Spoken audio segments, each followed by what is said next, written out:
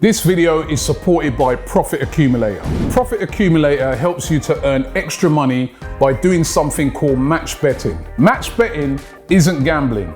And when you do it properly, and I mean properly, you can't lose. So get involved right now. Click the link in the description and sign up to Profit Accumulator right now. Hi, and welcome along to the All Gunz Blazing podcast, brought to you today by Profit Accumulator. The link is in the description. Make sure you check it out. Profit Accumulator is a way to either earn yourself a bit of extra cash at the end of the month, or some people go into it and earn thousands of pounds. If you want to find out more about it, get into the link in the description. It's really ingenious, and it's a great way to earn yourself some extra cash, especially in times like these. We've got a great podcast for you today. My man DT's in the building. How you doing, bro? I'm good. I'm all right, man. I'm all right. Good. Looking forward. Finished. Pardon? International break is finished. Yeah, man. Yeah. And you know what peed me off as well? I mean, obviously, we haven't had many Arsenal players in the England team for quite a while. We've had Saka now called up. We've had Ainsley Maitland-Niles. Ainsley Maitland-Niles making his debut Wednesday night. Must have been really excited, you know. And then Harry Maguire goes and gets himself sent off. And then Ainsley has to get sacrificed early in the first half. I mean, I was gutted for him. You know what I mean? I was, yeah. Maguire, Well, at least, what was he doing? At least he's going to be fresh, isn't he? Yeah, that's true. Do you know what I mean? There's every cloud and everything. I've not really paid much attention. I paid a little bit more attention because there's a couple of Arsenal boys playing now for England. But overall, I'm really not bothered about England in any way, shape or form. The football's boring. The managerial decisions are pathetic. Jack Grealish should never be on the bench.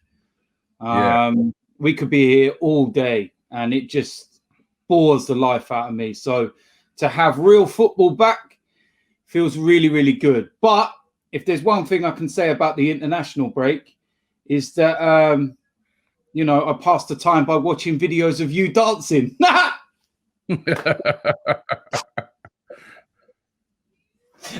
the way, that video out of me dancing, right, is me at first trying to learn how to do that actual dance. I'm not as stiff as that. I'm just.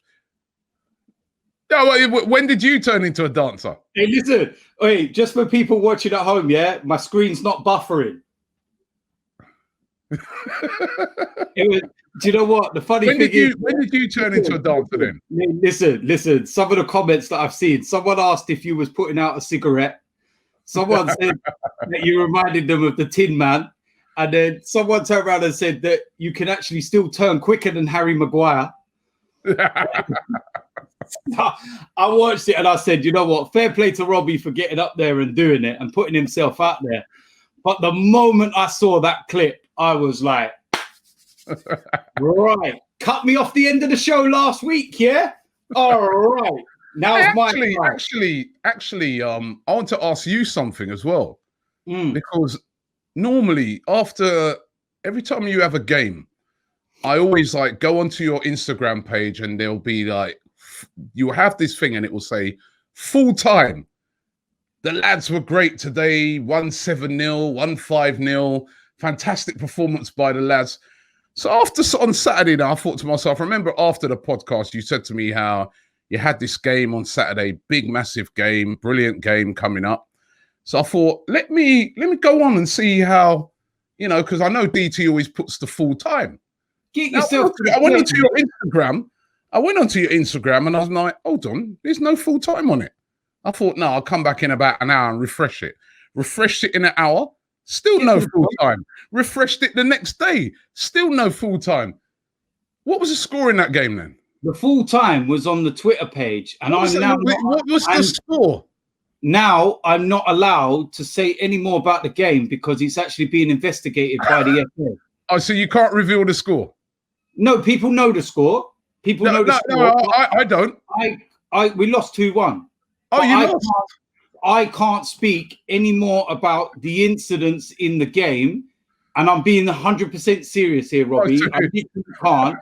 but there were a couple of incidents in the game involving the other team, and I now cannot comment because it's under investigation from the FA. What was it? The North Korean Cup? Fool. Nobody's allowed to talk about it now. Listen, no, what I'm trying to say to you is, Robbie, is that a few things happen which I can't do anything about. The last time in trouble again.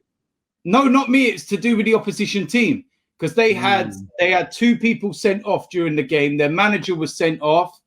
One of their players was sent off. They had 9 men. No, manager was sent off, and the player.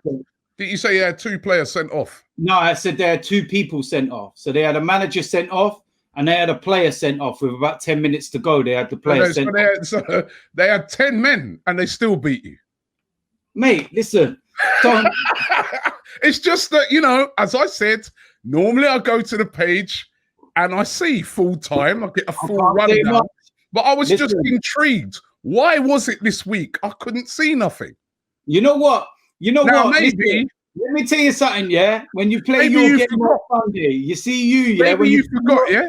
When you play your game this Sunday, yeah? Let me see you got that same energy, yeah? No, but you know what? I see that. No, but there's a difference. I don't, after every game, put this full-time brag and boast 7-0. Well, you got to do that. What are you on about? Hold on. I am highlighting. All right. The team's result is called social media. That's what it is. So why don't you do it for every game then? But I did it on Twitter and everything. It was all over on Instagram. You've done it for every other game. What? You've done it for every other game on Instagram. Why didn't you do it for this particular game? Bobby, I'm not even going to comment on this podcast what mood I was in. Anyway, you know what? Let's get into it. Oh, I was raging. And you know what? Can I just quickly say as well, right? In trouble again. I knew it. No, this is the one thing that I'm learning, yeah? Is that obviously because we are in an official league and we're part of the FA and everything else, it's not like where I could just do and say whatever I want. I've actually got to toe the line, so to speak. So I can't say much more. All I know is that there's an investigation at the moment. The FA contacted me yesterday and said that they're in the process of this investigation. And once they've done what they need to do, they will get back to me in due course. But I can't say no more than that. Nothing to do with me. Nothing to do with me. I've done nothing wrong. It's not about me. So I'm actually behaving, and I'm really enjoying being a manager, and I'm really enjoying. Yeah. Anyway, as you said, let's talk about some real football. As you said, right? Mate, don't make me. Listen, I swear to God, yeah. When I come back in that studio Saturday, I'm bringing you WD-40, man. What? Oh, right. Listen, of course, massive game this weekend after the international break. This is it now. We're back in action. And Arsenal actually got a very tough run of games coming up in the league. Manchester City this week, followed by Leicester next weekend, followed by Manchester United. Some tough, I think Leeds after that. So some tough games coming up. Of course, just before we went into that international break, a lot of excitement around. We signed Thomas Partey to complete off our transfer window. And now this is it. Back into action with probably one of the most difficult tests in the Premier League. Going away to Manchester City, a place that we haven't won at since 2015. Our record against Manchester City in the Premier League has been absolutely horrific. And it would be a great time for Mikel Arteta to go there and get a win. But it's going to be very, very tough, as we know. But on the other hand, it's a good time to be catching City. You know what I mean? City haven't got off to the greatest starts this season. They've had 3 games. I think they've won one, drawn one, lost one. They had that really bad loss to Leicester, 5-2 at home. They looked a bit shaky against, started off well against Leeds, but looked a bit shaky against Leeds. Leeds on another day could have got 3 points, but Leeds got a point in the game and really took it to City. And you can see City, they've made a lot of new signings that still need to bed in. I mean, is this a good time to be catching City? I suppose there's no real good time to play them in some respects. They're always going to be difficult. But when you kind of weigh up the situation, then I suppose it is coming off the back of an international break. Be interesting to see who's fit, even though we're hearing all these names that are possibly not going to play. We already know that they're going to be in the starting 11. Well, De Bruyne, I did an interview with a City YouTuber yesterday, and he was saying to me that it's very doubtful that De Bruyne will play. I mean, De Bruyne will play. He will be fit. Raheem Sterling will be fit. They will all be fit. Aguero apparently is on the way back as well, and could figure in this game. That's what I mean. I don't think Aguero would start because he is just coming back from his injury and he's been out for a while. But it's not a bad sub to have, is it?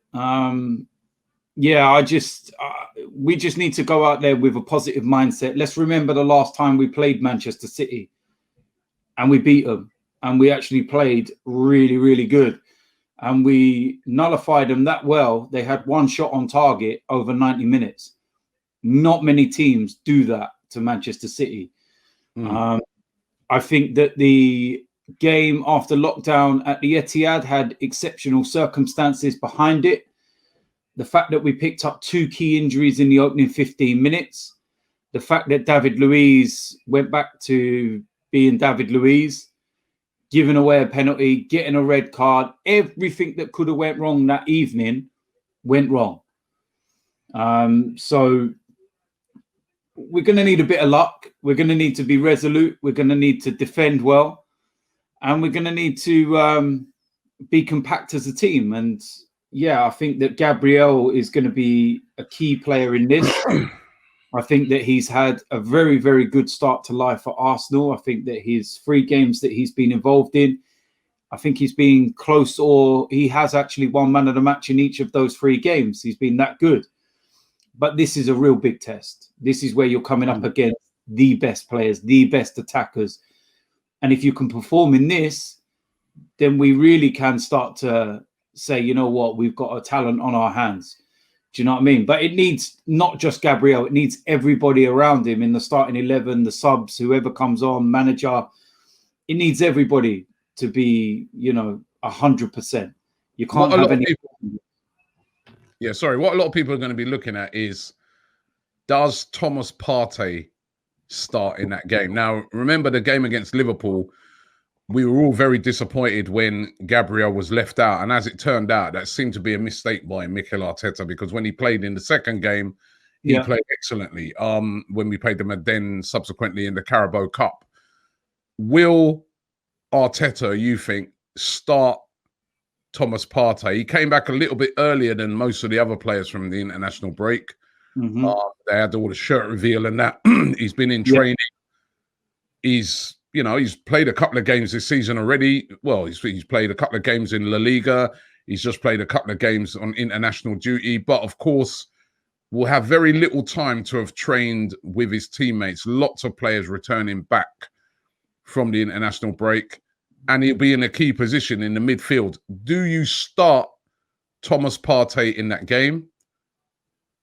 I mean, there's a lot of conundrums. Do you say go with 2 holding midfielders, like maybe a Xhaka and El Neni, because it's Man City and you want to be a bit more defensive? Do you bring Ceballos into that midfield to start alongside El Neni or Xhaka or even Partey? It's a lot of different combinations all of a sudden with Partey coming into the fold. But the main one I want to ask you, you can answer the other ones after, but the main one I want to ask you, does Thomas Partey start that game for you? Should he start? 100%. For me, he should start the game. Like you said, he's been playing this season anyway. Fitness is not an issue.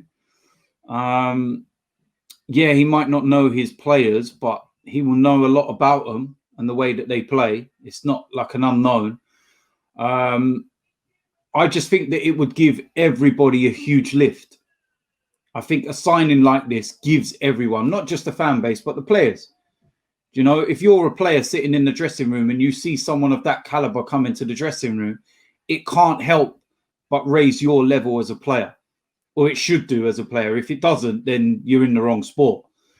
From some of the behind the scenes stuff, where we're quite lucky is that we don't actually have a lot of players on international duty. So players like Aubameyang and Lacazette and all of them, they actually weren't on international duty. So they were at Aubameyang apparently had a slight ankle sprain, which meant he couldn't travel anywhere. Yeah, but slight ankle sprain. And then you're right. There's quite a few players. Lacazette, Bellerin wouldn't have went on international duty. Of course, we've had Saka and Ainsley away, but they didn't really play much. They only played, I think, there's really that first game, bit of the second game for Ainsley. Yeah, you know. But when you look at the images from Colney, there's like a lot of the main first team players all there and working. Because I see an image last week, and I actually looked at the team and the players out there, and I was like, this can't be a new image. This ain't from this week. There's like it's international week. Why is there so many players there? So we're actually quite blessed in that respect. I also think that Mikel will eventually go to a 4-3-3. I do think that is his preferred choice, and we will get out of this 3-4-3. But I feel that what we may do to start with, and something that the players know, and something that they don't need to work on too much, is a 4-2-3-1. We reverted to the 4-2-3-1 when we made the substitution against Sheffield United. And we went more direct in that sense. And the whole shape and the balance of the team looked really good the moment we made them substitutions. And if you remember, it was Willian that came in centrally. Pepe was playing naturally out wide. Oba went through the middle. And there just seemed to be more balance and more cohesion to the way that the team were playing. So I think that because they know the 4-2-3-1 formation, Thomas Partey allows us to be able to play that formation. And there's not a lot that Mikel has to do to get them to understand it. The 4-3-3 is going to have to work on over the coming weeks and months. But a 4-2-3-1, I don't think that there's a lot to work on. They kind of know the basis of that formation. And I think that we should go for it. I think that, Thomas Partey should be sitting there alongside Granit Xhaka. I think the pair of them will work really well together as a two. And Thomas Partey, people get this misconception that he's a defensive midfielder. He's not a defensive midfielder. He's an all-round midfielder, more box to box. He can do everything. And it will literally free up so much for the other players to go and play their game. And I know it sounds like we're putting a lot on him, but he's not a kid. He's a very experienced international footballer that's played at a high level, plays in the Champions League, 27 years old, hitting his prime years, and he is a world-class footballer. And I've said this, and I've had this debate over the last few weeks since he signed. Thomas Partey would get into any midfield in the Premier League, period. Any team. Liverpool, City. We're going to have to wait and see what he does in the Premier League first. Of course, but I'm saying right now, any team in the Premier League, if you were to buy Thomas Partey, he would walk into your midfield. Liverpool, all of them. When I did the interview with the City guy, he was saying to me, world class as well. He's like, that's a great signing. So you can see that that signing has made a lot of teams sit up and show a lot of respect. You know what I mean? Because they're like, hey, that's a very, very good signing. But do you really think that we're going to, it is City, remember, right? Mm-hmm. It is Manchester City. They are going to have the majority of the ball. Do you think we'll go with that formation, or do you think that probably he's going to be a bit more conservative and have a bit more like with the three at the back? You got that you can tuck in the two, wing backs to help out, and my issue, the reason why I think we may not play that formation is balance, first and foremost. Kieran Tierney looking like he may well be missing for the most ridiculous reason. So I feel that he may well have to go with a 4-2-3-1. I think that his hands might be tired. Even if Tierney's missing, which I think he will be missing because of this obviously, for people who don't know, he came into contact with a player whilst on international duty, just tested positive for COVID-19, and they said that he's got to self-isolate for 14 days. I see you shaking your head there. I want to know. I don't get these rules, all right? I know some people are trying to explain that there's the 14 days that it could, you know, before it shows or whatever it is. But my question to this is that Kieran Tierney's had 3 negative results back already. He's made it very clear that he stuck to protocol. He was not in close proximity. They were distanced and everything else. And the reason why I shake my head and I can't work this out is, like, for example, this week, Cristiano Ronaldo tests positive for COVID. The day before he tests positive, there's a picture of him on his Instagram round the dinner table with the whole entire Portugal team. They are all next to each other. There's no face masks, nothing. All of those players have tested negative, so they're now free to go and play, do what they want. There's no quarantine. There's no 14 days or anything. But yet they've been in close proximity to Cristiano Ronaldo, who has COVID. Kieran Tierney has been in close proximity to somebody that has COVID, but now he's got a quarantine for 14 days. Where is the difference? This is where I'm confused. Why is it like one rule for one and one for another? Where's the difference? What happens? Sadio Mane tests positive at Liverpool. There's clearly a problem at Liverpool as well, because Thiago has COVID or had COVID. Shaqiri had COVID. So Mane trains, plays, everything with all the Liverpool team, gets tested positive, goes into isolation. The Liverpool team all come back negative results. Okay, you're free to go about your business. You can play, you can train, you can do everything. So if Kieran Tierney's had his tests and he's negative, why is he not allowed to go and play and train and be normal like everybody else is? Why is it we seem to be punished? You know what I mean? And the irony of it is, you know, the irony, this is the funniest bit about all of it, is the player that has COVID has to isolate for 10 days and he's allowed to play again. Kieran Tierney doesn't have COVID, but he has to isolate for 14. So the player with COVID is going to be back quicker than the player that don't. Oh, it's crazy. I don't know, man. You know, it seems to be ridiculous. You don't even know, do you? You're just sitting there, just shaking your head like, what do I say? I had a friend the other day, right? He had a COVID test. I mean, sort of slightly going off topic, but he had a test for it by his workplace, and they said he was positive, right? So he had to be off work, right? But he's like, Robbie, there's nothing wrong with me. I feel fine. He had another test. They said that's inconclusive from his workplace, right?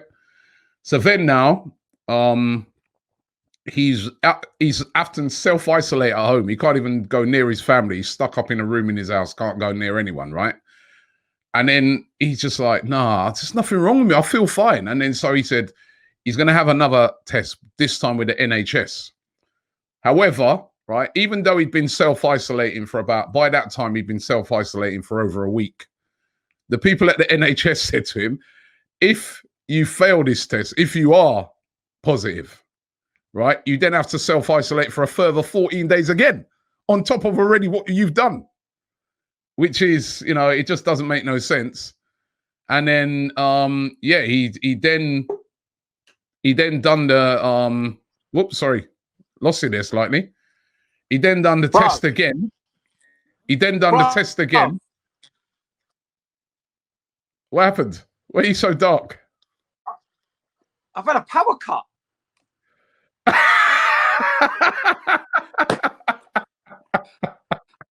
I'm not even joking. Yeah, why so dark? Yeah, everything's gone off in my whole entire house. Like, I'm literally had to go onto the stream on my phone. I've got nothing. Like, my whole entire house has gone into darkness. It's like so you didn't pay your bill. I told you pay those bills, man. Yeah, I ain't paying my bills.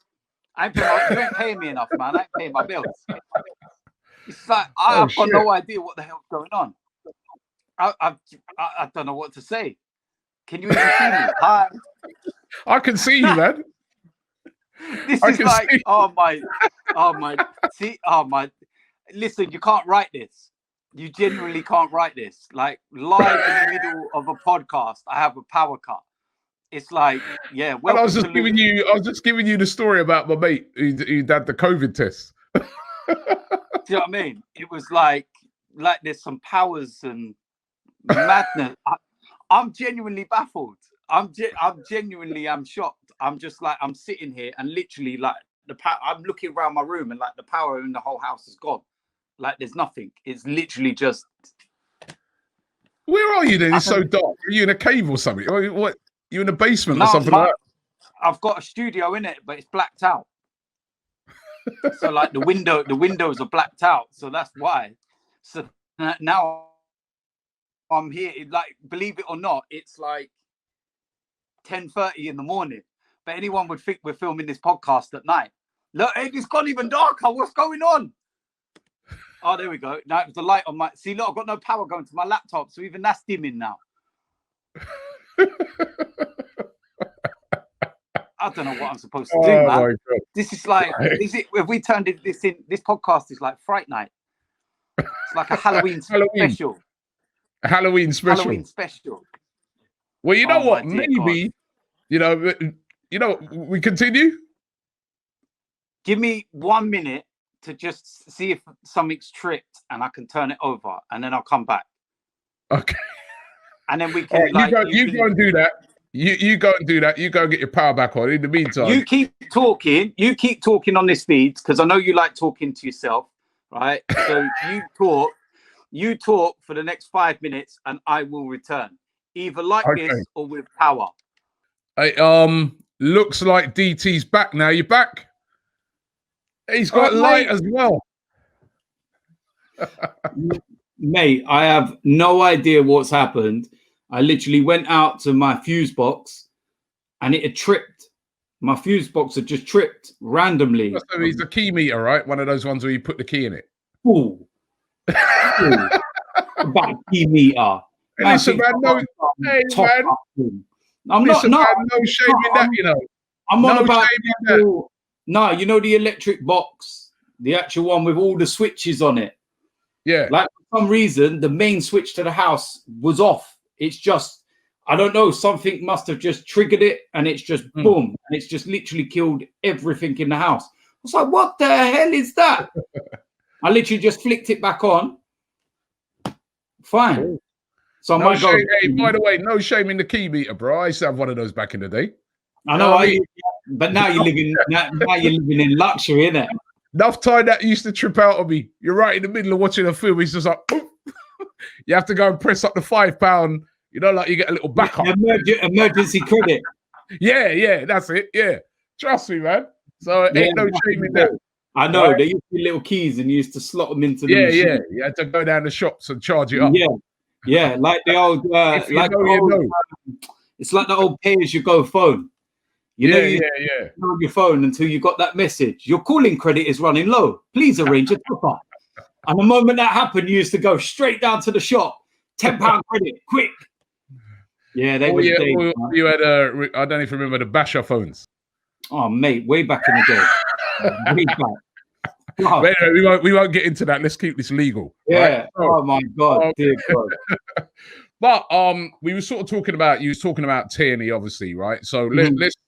You're saying that obviously Tierney probably won't play because of, you know, despite what you're saying, I don't think they're going to let him play. We'll find out. And at the time of us doing this video, you know, it looks like he's not playing. Hopefully there might be a reprieve, but it looks like they'll probably stick to that and he won't play, right? Yeah. But you got Gabriel who can play on that left-hand side of the free. And you could put Ainsley or even Saka up on that left-hand side as that sort of wing-back who gets back into position. Probably Ainsley, that's the job he did in the semi-final. I know, I understand that. And maybe because we're playing away from home, there's an argument for it. But I just think that Manchester City are vulnerable in defence. So if they're vulnerable, why not use the attack you have and the threat you have and go for them? That's what Leeds did in that second half, didn't they? They went for it. And that's what Leicester did. Leicester did that once they were... Leicester didn't really start off like that. They started off pretty defensive, got the 2 goals, and then after that, obviously... and then you've got to also factor into it that Man City, they were down to 10 men, weren't they, in that game, weren't they? Was they down to 10 men? Sure they weren't. No, they weren't. I can't remember.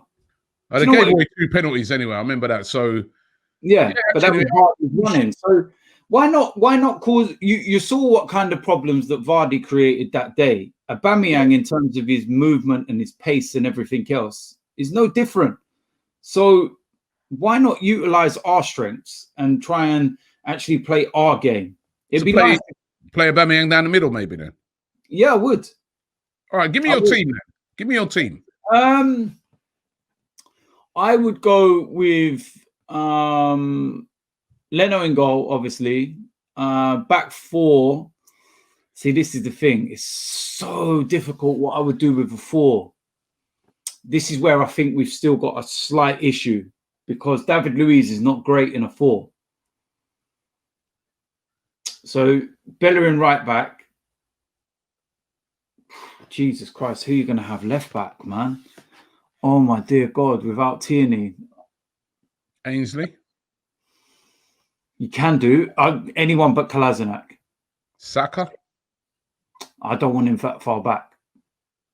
I want him in attack. I think he's much more dangerous. So you go with Ainsley, and then I suppose you would go with David Luiz and Gabriel, although Luiz does worry me in a 4. The 2 in front would be Partey and Xhaka. Right-hand side, Pepe. Left-hand side, Saka. In the 10, Willian. And up front, Oba. And I think Saka and Willian can rotate. Aubameyang. So yeah, you're leaving out Lacazette. Lacazette, he scored 3 and 3. 3 goals he scored in. You're leaving him out, really. Who scored against Sheffield United? Saka and Pepe. Pepe, yeah. Yeah, so 3 and 4. 3 and 4. Sorry, 3 and 4. Yeah. So yeah. So you start in Pepe as well, right? Yeah. I think he deserves to start. Although, do you know what? This is the thing. I'm banging my head against the wall with this because I don't honestly know, because this is where we've kind of stuck with the international break, because Pepe's been on international duty with Ivory Coast and they're coming back quite late. So will he be back too late? And you've also left out Ceballos. Because I'll tell you why, because when we reverted to the formation that we did and Willian went into that central role and was drifting from left to centre, he looks so dangerous in that area. And that's where we opened Sheffield United up. Again, do you know what? I'm not 100% on the team. I'm still debating. It's going to be really interesting to see that, when we do that. It's nice to have a headache. It's nice to have a headache. Yeah, I sit here and we go through the team. We go 1 to 11, them. That's it. But we don't know. I'd go Leno in goal, obviously, and then I'd go back 3. I think. And this is Manchester City we're playing. I think you can change it up later on, but we've got to start off solid. So I'd go. It's going to have to be Holding, Luiz, and Gabriel. Bellerin, 1 wing back. The other wing back, Ainsley. Although I would love to have Saka in there, but maybe Ainsley just defensively to start off with. Then the midfield is difficult. Now that you got, but I think I want to put Partey in there, man. We bought this guy. Let's start him. We made this mistake the other day with Gabriel, leaving him out of that Liverpool game. So I'd go Xhaka, Partey. And then I go the 3 in front. I think I'm going to stick with, Aubameyang Aubameyang down the left, Lacazette down the middle, because if the ball gets up front, he can, you know, when he's going to, and plus he gets through a lot of work helping out. And probably Willian on the right. With later on now, you can bring on Saka, you can bring on Nketiah, you can bring on Pepe. I think that's what I got. I know it is a little cautious, that team, but I just probably start with that because it's Man City, and we're going to have to be. Every time we've beaten City recently, we've been pretty solid. Like you said, we've restricted them with chances and stuff like that. And then when those opportunities have come, because they will come, with their defence is a bit shaky. I know they've brought in that Ruben Diaz now, who's a good signing. And I think they'll have Laporte probably back as well. But their defence, especially down the flanks, you know, with Mendy, you know, you can catch those guys out if you can get the ball in behind to Aubameyang, to Willian, to even if you bring on Pepe later on. You know what I mean? I think, and I also think that this has come at a good time to catch them, because, as I said, there's a lot of their players, they've been away, they've got a lot of little niggly injury problems. They're just not, if you look at City at the moment, they're not up to speed. They don't seem like that well-oiled. Normally, you know, that's just a well-oiled machine. And they don't seem that way at the moment. They've still got, obviously, the quality, and, you know, and they've got players that always score. Raheem Sterling always scores against us. Aguero always scores against us. De Bruyne always has a good game, you know. But one of those guys could be missing. One or two of them could be missing, possibly. And I just look on it and I said, well, I hope we're braver than we were in that game against Liverpool, the first one. I didn't think, I was really disappointed with how we played in that game. We were just far too negative. Hopefully that's a lesson learned. Hopefully that's something that we can take into this as being, you know, it's difficult to play with such a reserved mindset and then change it around, you know. But even saying that, at 2-1, we should have made it 2-2. Yeah, missed that big chance. Listen, if we're to get into the top 4 this year, we have to start beating some of these type of teams away from home. We haven't done that in years. It's horrific. It's awful. We've been years in the league. We haven't been to a Man City, a Liverpool, Tottenham, you know, Chelsea. Man United, even Chelsea, and won. That has to change. I think for Arteta as well, that will be the big step for him. I know he won the FA Cup. I know he's beaten these teams in games, but going away to their place, he's got to break that hoodoo. That's sort of there. It's just there. You know, Arsenal never beat any of those teams away. He's got to change that this season. And this is I feel this is an opportunity to do that. I mean, and if he could do that against Manchester City, why not? Leicester did it the other day, quite comprehensively in the end. Yeah. No, look, at the end of the day, we've got the players to do it. We've just got to be able to implement it. And one of the issues that we've had and have been having for quite a while is we're not creating enough chances. There's no real chances being created. And, you know, you're relying on Aubameyang and players like that to take the chances that they're being given, and they're being fed scrap. You know what I mean? So it's difficult. And like you said, Man City, it could be a good time to play them. They've got new players. They've got niggling injuries. Mikel knows the team better than anybody. And I think he showed that last time out in the semi-final when he was able to go head-to-head and there were no distractions in terms of injuries in the opening 10 minutes and stuff. And you've got to hope he's able to do it again. But what I want is at least a fighting and competitive performance. And you take the Liverpool game, for example. Liverpool were the dominant side. They were miles better than us, and we can see where we want to get to. But we competed. We never rolled over. We never turned around and said, go on, off you go. Go and get 5 or 6 or 7 or whatever. Yeah, they could have ended up with a few goals if it wasn't for Leno that day and whatnot. But we were resolute. And that was the difference that I saw at Liverpool. We weren't a team that were going to be pushed over. And we go back to the point at 2-1. Lacazette takes that chance, it's a completely different game. So I saw a lot in that game that I can take away from as encouragement, given the fact we're 10 months, 11 months into the rebuild.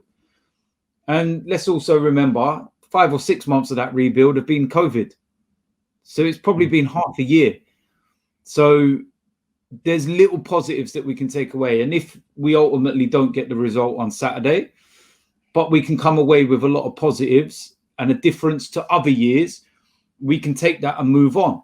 But get a result at the Etihad, it could be the springboard for the rest of the season. It's time to get a result, man. Yeah, because if we went to the listen, you know, what I mean, I want a result at one of these places. Man. Yeah. Do you know what the difference is here, right? If we went to the Etihad and lost, then automatically everyone would be going right. Leicester next, then Manchester United away, and because we've lost at Manchester City, when we get to Man United away, the first thing in everyone's mind or the way they speak is, we need to go to one of these places and win. We need to put a performance in and get 3 points, just like we're having this conversation now. So your mindset's already saying, we need this to be the one where we make the victory, etc., etc. But if we beat Manchester City, then you go into games like Manchester United not saying, these are the games where we've got to show that we can actually perform now. We go, well, we did it at Manchester City, so we can go and do it at Manchester United. We've got that in our locker now. We can see the whole mindset just completely shifts by one result. So it's important. It's massively important to go there and send a message. Yeah, I hope that the players go there and the manager goes there with the mindset of we're going there to win, not we're going to take positives out. Right? I'm done with the positives out thing now. We need to start. The record against those big teams is so bad that that has to be a priority this season, to turn that around. And when we go to these clubs now, we start going there with a bit more confidence that we can get, you know, and like you said, if we could get this one done, go there and get a win, you know, but if we don't, that's 2 down away from home that we haven't, you know what I mean? And it will be a massive turning point. It would be a massive, and it would be a statement. It'd be a statement. I mean, it's a weird season because Leicester, they went and got that result, and then the week after they got beaten by West Ham badly. So, you know, you say that as well. Sorry for interrupting, but you say that as well. But Liverpool put in such a good performance against us and then get slapped a week later by Aston Villa. Yeah. So it's a weird season. Do you think, like, the no fans thing as well will be an advantage to Arsenal? Not a Man City. Not Man City. It'd be like a normal home game to them. All jokes aside, you know that when we go there, normally it's a full house and their fans are right up for it. Yeah. But look, it's going to be a difference. I think the reason why we're seeing some of these scores that we're seeing is because there's no fans in the stadium. Don't get me wrong. I genuinely don't think Aston Villa beat Liverpool 7-2 if there's fans in the ground. I genuinely don't. I don't think Spurs get a 6-1 victory at Old Trafford if there's fans in the stadium. Manchester United went down to 10 men, and normally that's when the fans can help galvanise the team and push you along and be that extra man that you've just lost. And yeah, you might ultimately lose, but it won't be humiliating. But you're watching the game and there's no fans there, there's no one to help them, and they were just crumbling bit by bit by bit. And it was so nice to see, but on the flip side, it wasn't, because it was Tottenham that did it. Yeah. So it was double-edged for us. It was like, yeah, it's funny, they've lost 6-1. No, Tottenham beat them. We can't celebrate it. So, yeah, it was, I don't think you see those results. So I think Leicester have proven as well that you can go to the Etihad and score goals. No fear. Why not? Yeah, Why not? That word no fear is going to be really important. All right, then give me a prediction. I think it'll be a high-scoring game. I'm going to go for a 3-2 win. Wow. Okay, we'll see how that turns out. I mean, I hope you're right. Listen, any which way, 1-0, 3-2, 5-4, I don't care. I mean, we just need, it would be an absolute turning point if we could get that, especially if Partey's playing. because then people are going to be like, hey, all of a sudden, you know. So the other thing I wanted to sort of just ask you about, I don't know if you saw this, well, you would have seen this week, Arsene Wenger got a new book out. He's got a chapter in it on you, by the way. But no, he's got a new book out, and we were sort of doing a little bit of a book review yesterday on it.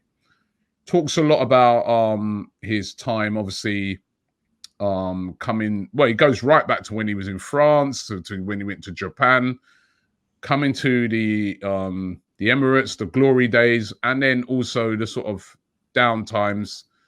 In the book, he does kind of sort of towards the end sort of say that he felt he was treated, you know, he kind of puts out that he thinks he was treated a little bit unfairly towards the end. When you considered all the constraints on him and stuff like that. And I also saw the other day something where he said he was kind of surprised to see the money being spent at Arsenal now. Now, do you look back on it and say to yourself, if he had the funds to get Partey, Pepe, people like that he might have been able to have done a lot better? Because a lot of times with Wenger, he didn't get the money, did he? And he sort of talks about that in the book. You know what I mean? That things were so tough when he moved into the new stadium that a lot of times he didn't get the money to strengthen the squad. Look, still got in the top four. We all know what happened when he first moved into the Emirates. We know that. But it was Arsene Wenger that decided to sanction over £30 million on Mustafi instead of Virgil van Dijk. It was Arsene Wenger that decided to sanction over £30 million on Granit Xhaka instead of N'Golo Kante. Countless mistakes were made towards the end of his reign. The football we were playing was not fun anymore. It was boring. It was average. It was weak. It was spineless. We were getting pulled apart. It was predictable. Tactically, he had lost what he had. He should have gone after Hull City in the cup final. You know, and it's as simple as that. And when you read that book, right, you do see that he's such a loyal guy to Arsenal. You know what I mean? He'd had offers to manage France, to manage Real Madrid, to manage Juventus. He turned them all down and stayed at Arsenal. And he did a lot. He really did do a lot. When you read that book, he did, you know, he was so invested in the club. I don't ever take away what he's did for this club. I don't ever, you know, go on against anything he's ever done or achieved. And, you know, I don't think some of the things he achieved as a manager will ever be matched again, especially the Invincibles. But he overstayed his welcome. He overstayed his time at the club, and he became so embedded in the club that he couldn't let go. And I think that there was a part of that book where he actually says that he knew that Jurgen Klopp wanted to come in or something, or there was the opportunity of getting him. I think I see someone talking about quotes to do with it. And he felt that he could rebuild the team and do it all over again.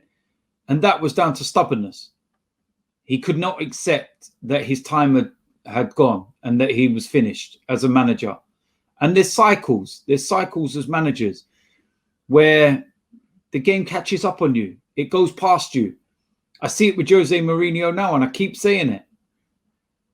It's, you know, it don't take away what they've achieved or what they did, but there comes a time where you now need to let the next guard take over. And that's what Arsene Wenger should have done. He held on for too long, far too long.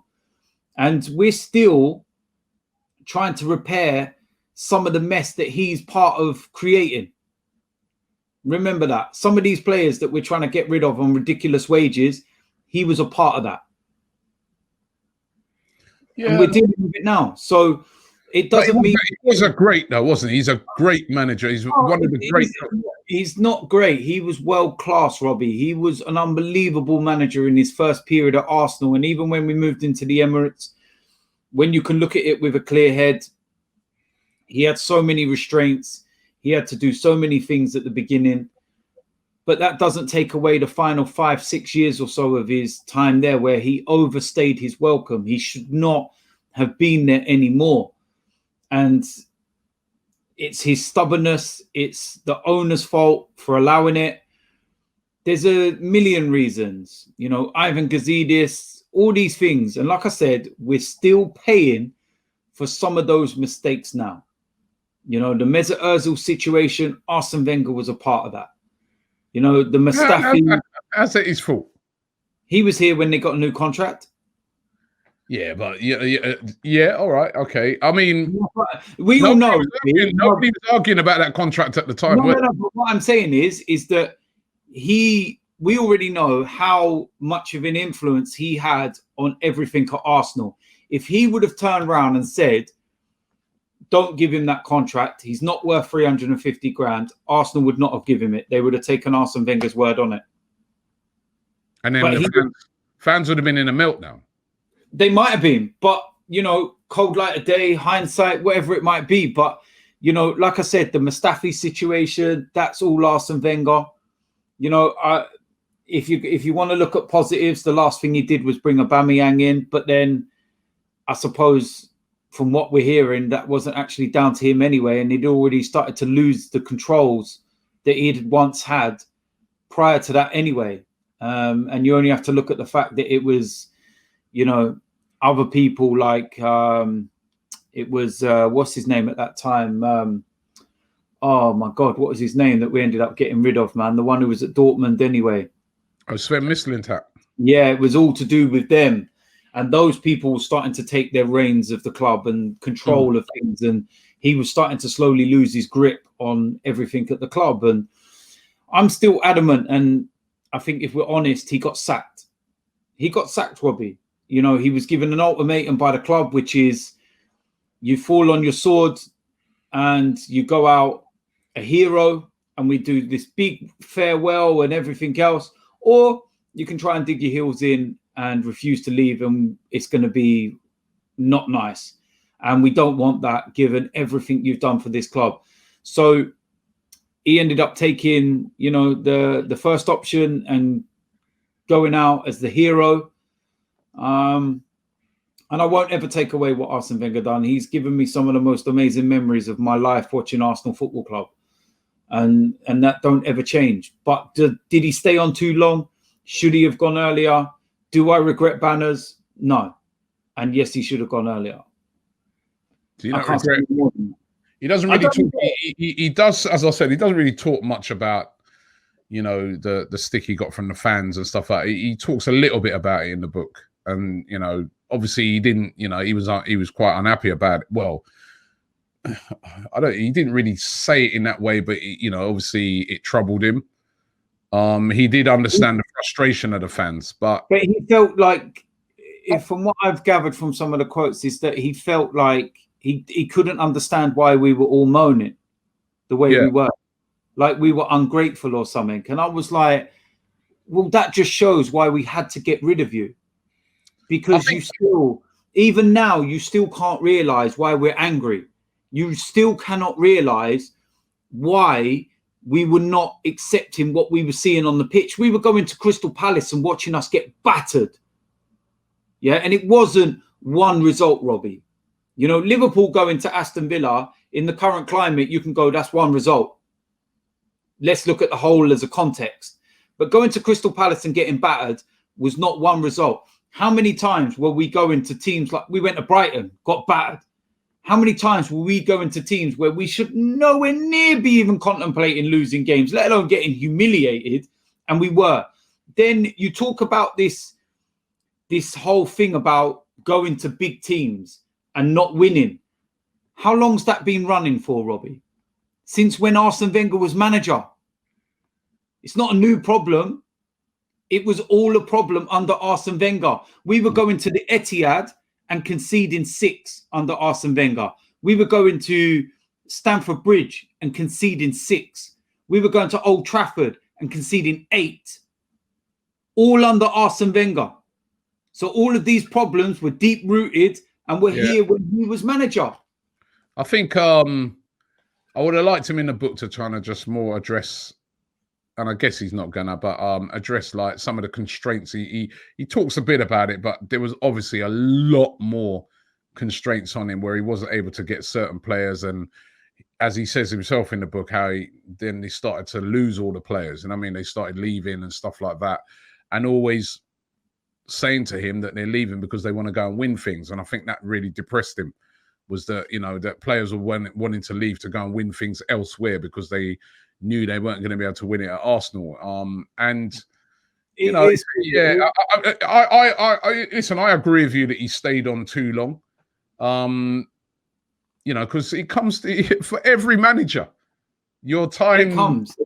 Jurgen Klopp, who was I remember being over in Germany and in Dortmund, and Klopp was like an absolute god at Dortmund. But even him towards the end at Dortmund, remember they had that season where they were fighting relegation for a little while.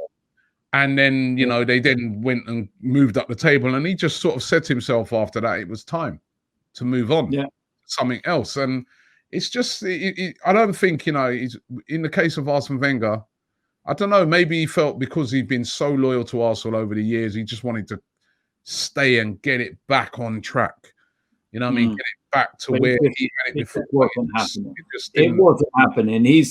I would love, not that I'm saying I deserve it or anything, but if there's one thing that I would love to do in life, I would love to sit down and have a face-to-face with Arsene Wenger and talk to him and just ask certain questions that would never get asked by the media. And just because he's such an intelligent man, and he is, like, you remember when I met him at the FIFA Awards, and like you lot didn't realize that I was actually speaking to him at the time, because I was actually ironically introduced to him by a close friend of David Dean's, and Arsene Wenger came over and we were in a conversation. And I think it was Loomis got some footage of me talking to him and was like, we're deep in conversation about something. And he's like, he knew who I was, and he told me that I've given him a lot of headaches, and we were laughing about it. And it was, but he's a very intelligent person. I would just like to maybe ask why he felt that he shouldn't go after Hull. Was it just a case of, I can repair this, let me do it. This is my baby. This is my project. I've come this far. Let me do it and then go out on a high. Was that stubborn? A lot of that, it is stubbornness. It is stubbornness. Do you know what I mean? And it's like, and also the questions about what really went on when we moved to the Emirates. Because we know a few things, because obviously we know John Smith, who was the agent to Arshavin, Adebayor, and a few others. He wrote in his book about the Adebayor situation, and Adebayor never wanted to leave Arsenal. Arsene Wenger called him in the office, said, we've had an offer from Manchester City, we've accepted it. Adebayor was like, well, I don't want to go, I'm not leaving. And Arsene Wenger got to the point where he had to say to him, you either accept it and go, or we're going to put you in the under-23s and you won't play all season. So was that Arsene Wenger having to go with what he was being told, or was he a part of that? There's so many questions I would love to ask him in that respect, but the media would never ask that. Do you know what I mean? They wouldn't have the balls to ask him. I'm not sure if he'd answer either. Maybe in a book, and he's not really. Maybe I still think, Robbie, that the wounds are still fresh. I still think that the wounds are still probably open. Yeah. And I think that maybe in probably another up to 10 years or something, maybe we may get another book from Arsene Wenger or something where he will really open up and go into detail about it, because he may feel like, I don't think he's fully closed the chapter of Arsenal. I still don't think he's fully accepted he's not at Arsenal anymore. I still think it hurts him that he's not there. So I think that until that fully closes and he fully accepts it, then we might get a little bit more juicy stuff. But at the minute, I think it's kind of predictable what we're hearing, and it's normal. Well, the book's out now. And by the way, that ridiculous, I can't remember the name of the one ridiculous website, quite a big one, the other day saying, oh, we put up a thing on our Instagram where it was Wenger's, we were celebrating when Wenger first came to Arsenal. Mm-hmm. And one of these media things, they do these stupid things where they take tweets from people who've probably got about 10 followers and say, oh, Arsenal fans accuse AFTV of being hypocrites because they posted this thing about Wenger. I'm like, what are they talking about? You know, look, this thing about Wenger. Well, I was one of his biggest fans, and as I said, it was just that he stayed on a little bit too long. And I think the majority of fans loved Arsene Wenger. It's just the way it ended. Probably it was drawn out a bit too long. But how many people, Robbie, you talk about hypocrites, right? At the end of the day, you're giving fans of the club an opportunity to express their opinion. You had people like Ty, for example, who was the polar opposite to me. You know, very pro Wenger, wouldn't have a bad word said about him. And then there's me, who just said it how it is. If you track to AFTV from when we started, the majority of fans were always on Wenger's side. I'd say it was about 80% backing for Arsene Wenger. When we started 2013 onwards, 2014, the majority of fans were backing Wenger. Then it started to dip. It started to dip, and then eventually it ended up going the other way, where I would say 80% of fans, because it was very interesting for me to see, because there was a lot of fans who I interviewed in the early days who were like, listen, these fans that are disrespecting Arsene Wenger with banners and that, they're ungrateful. Those fans, by the end, they were like, you know what? I've always said I wanted him to stay, but it's time for him to, listen, you didn't see half of the stuff that we had to deal with when we made our voices known at matches.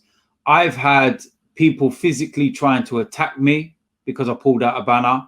I've had a fan spit at me. Right? I've had all kinds of abuse, and I still stood there and pulled out the banner and told them to suck my big one.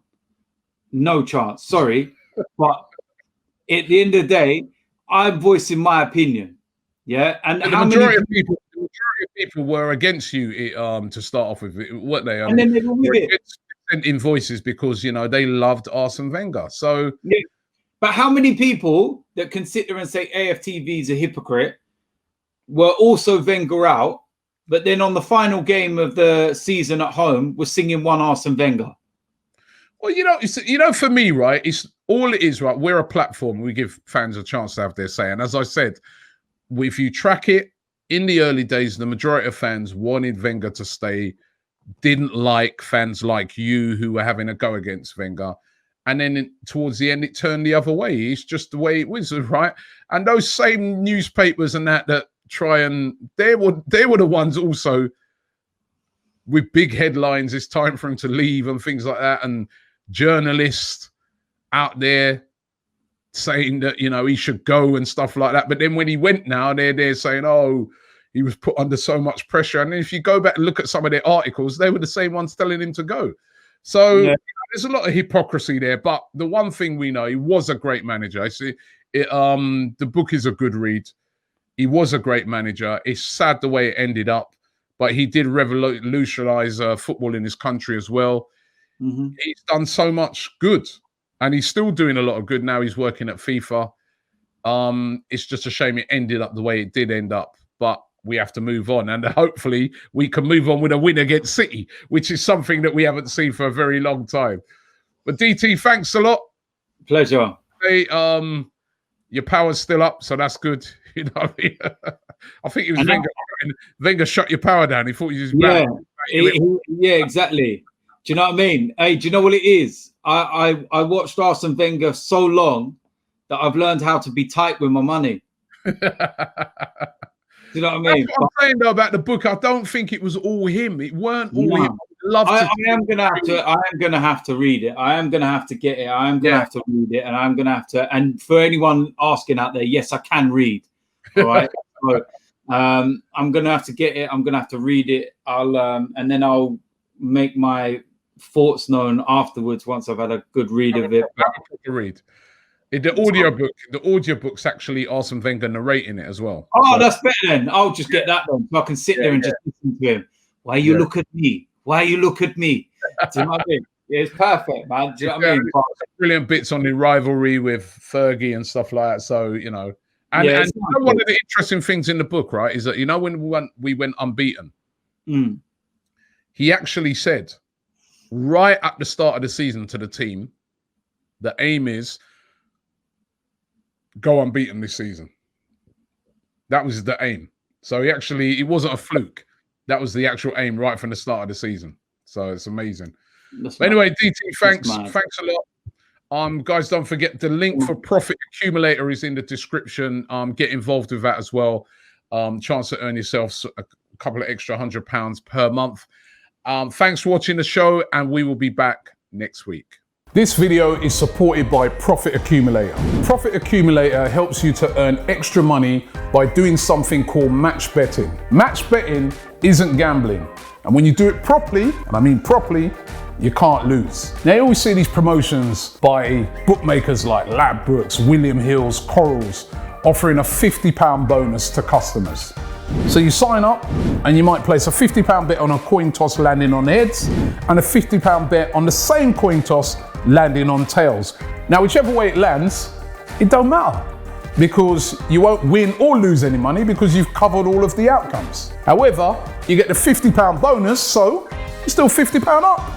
Now, lots of people try to do match betting on their own, but it's very time consuming and not always easy if you don't know what you're doing. That's where Profit Accumulator come in. Even if you don't know anything about sports, they walk you through everything step by step, showing you how to accumulate money into your bank account.